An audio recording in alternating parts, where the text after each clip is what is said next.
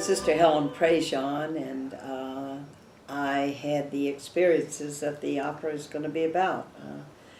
I accompanied people on death row and also with the victims' families. I wrote the book Dead Man Walking and worked with Tim Robbins and Susan Sarandon and Sean Penn when the film of Dead Man Walking was done, and then worked with Jake Hagee and Terrence McNally for the opera to be written. My name is Jennifer Rivera. I go by Jenny, and I am singing the role of Sister Helen in this New Orleans opera production of Dead Man Walking.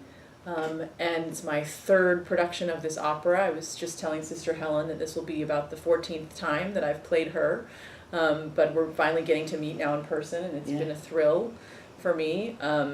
And I first saw the opera actually when it was in New York, done in New York the first time, when I was sort of a young student, and I found it very electrifying and thrilling and just a great culmination of art and politics, but truth and humanity.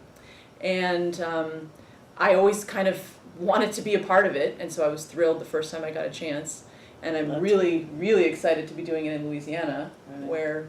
And you know what I love, Jenny, is that your aria, as Sister Helen, is my journey. Yeah. And I even sing that in the showers, because it has such resonance. Because the whole thing's been a journey. The whole thing's been. I didn't know what I was getting into when I wrote a man on death row. I never even dreamed he was going to be executed.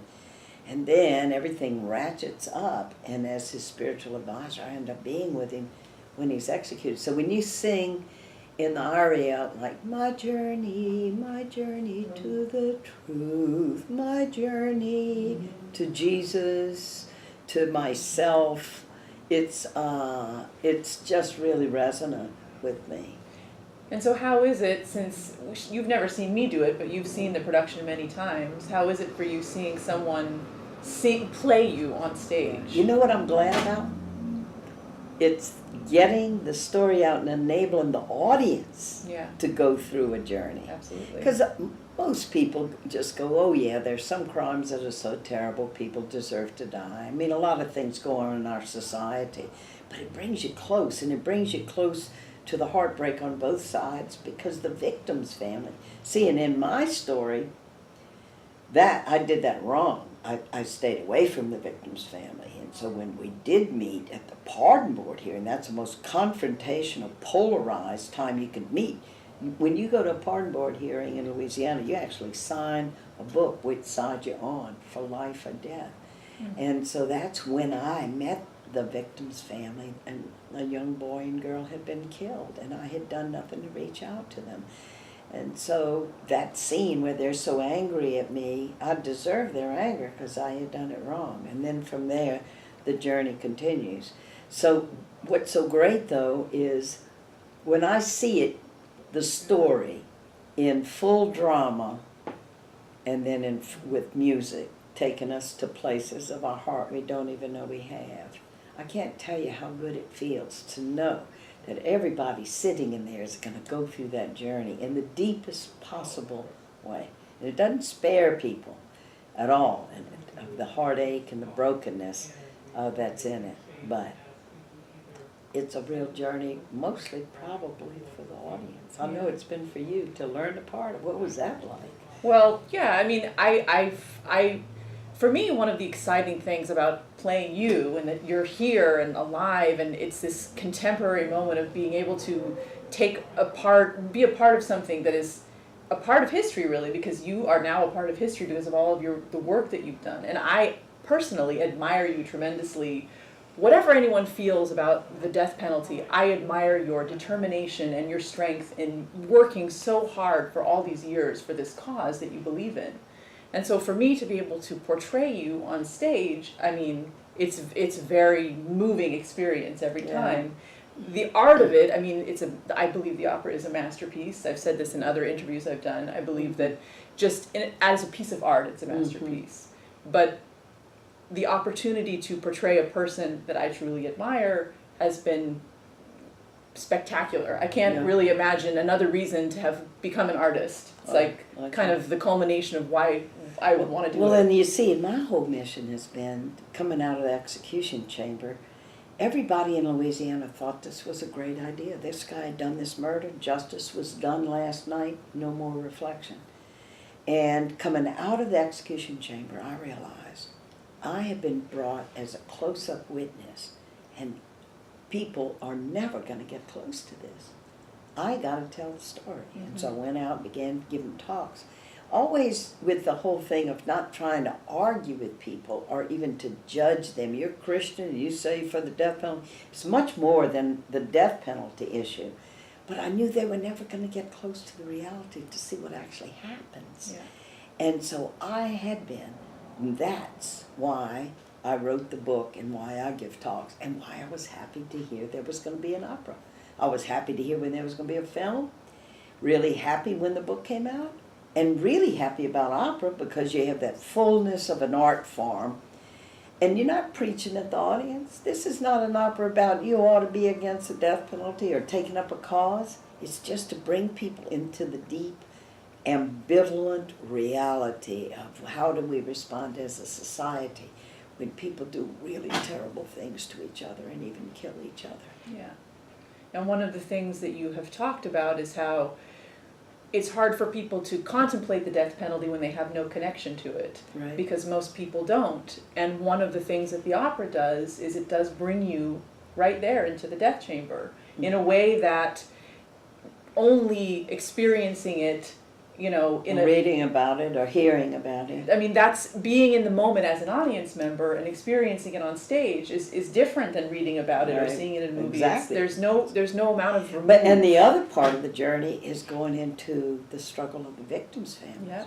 Because hopefully, please God, most people haven't had somebody murdered. But everybody knows what hurt is, or when you see someone you loved hurt. And you've got to choose your path out of that. Do I get even? Do I forgive? What's the journey for me? And everybody can get in touch with that as well. Absolutely. And that's one of the powerful things about, we were just talking at lunch today about opera as an art form, and Sister Helen said that she thinks it's one of the greatest art forms because it brings together music and drama and everything at once. And in a story like this, it's a really special way to tell it. Right. And it's there are a couple of things about the opera that are very different from the film. It's a unique art form because, first of all, the killing of the two innocent young people is in the prologue. Everybody sees it. Everything uncoils from that. And you also are not using any of your moral or intellectual energy trying to figure out who did it. You know who did it. And you meet him and you don't like him. He's not remorseful. He doesn't take responsibility for what he did. He's out of touch with the pain he's caused.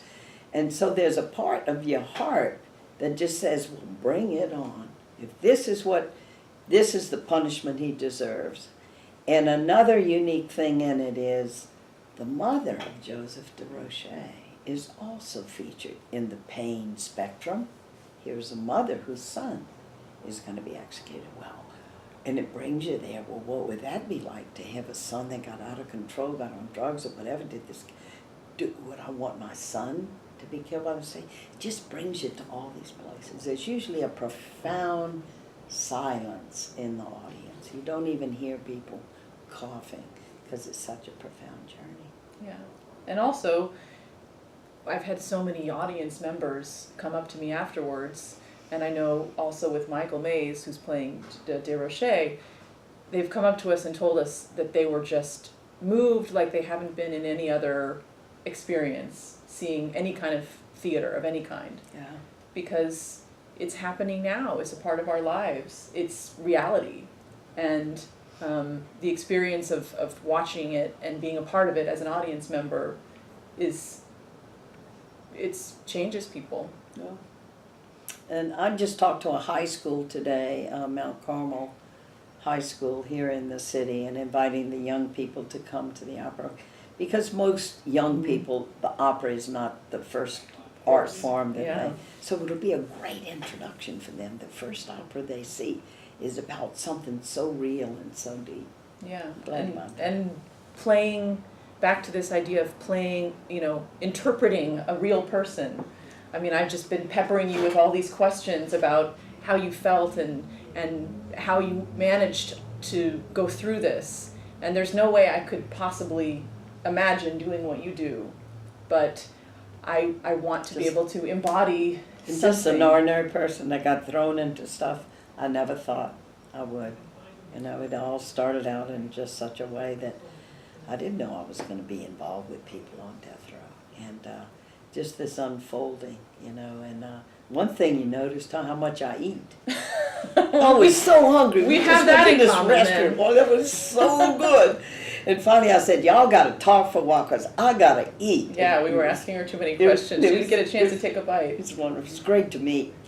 I've come to appreciate opera and all that goes into it. Everybody on the team, from the board, making the decision to go for it, even if there might be some controversy around things, because they're used to operas just being museum pieces about the past, and this brings in current stuff, which is what operas, as Jake Hagee, the composer, says, is that's what they always were about.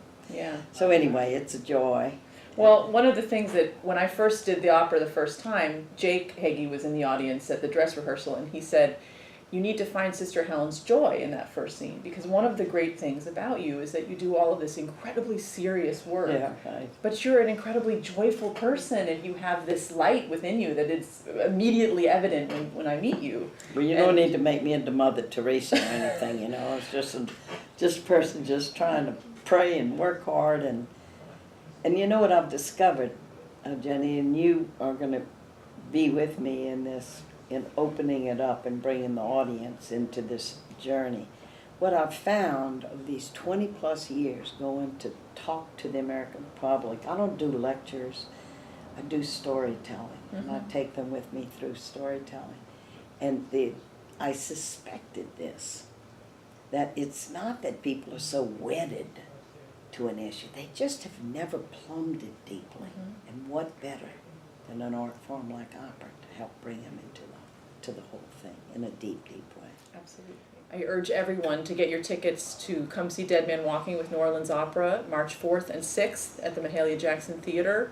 This is a unique experience. This is a story that is from now, that took place here in Louisiana. It's the first time being performed here. And, it's about someone that you can be so proud of that's from here. So please come. The governor turned down his request for a pardon. What about another appeal? He's out of time and luck, sister. Joseph de Rocher is a dead